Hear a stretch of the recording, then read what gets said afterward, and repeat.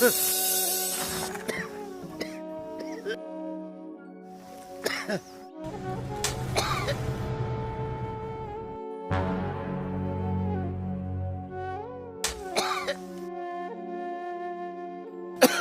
तपाईलाई के भयो?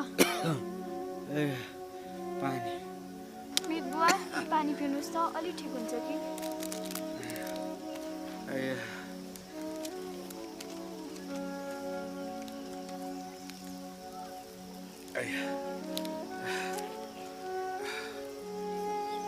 बाबा धेरै छाती दुख्यो होला, यो पानी खाएपछि ठिक होला। छोरी, म त कस्तो अभागी मान्छे रहेछु। यो अभागी खप्पर जता गयो त्यतै ठक्कर। के गर्नु छोरी?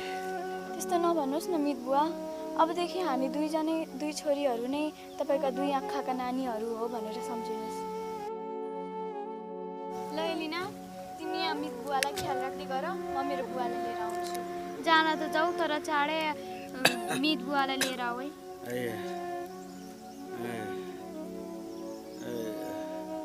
बाबा तपाईँले मेरोलाई धेरै दुःख पाउनु भयो है।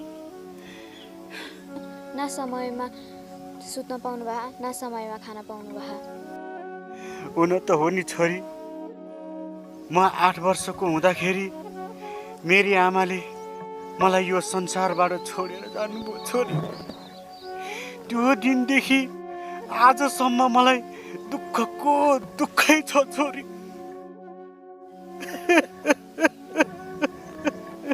बाबा अहिले तपाईँलाई सन्चो भयो? 20 को 19 त भयो नि छोरी। जे गर्नु गर्यो, यो पापी पेटले गर्यो छोरी।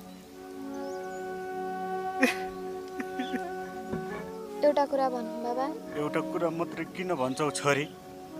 धेरै कुरा भन न छोरी, म सुनिराख्छु। बाबा यो हाम्रो पेट कसले बनायो?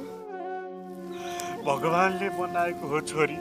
बाबा यो संसारमा सबै भएको चिज भगवानले बनाउनु भयो हो छोरी। यो सृष्टि भगवानले नै बनाएको हो छोरी। बाबा यो सबै भगवानले नै बनाउनु भयो भने कसैलाई मलमा र कसैलाई सडकमा किन गर्नुभयो? भगवान पनि पक्षपाती हुन्छ हो।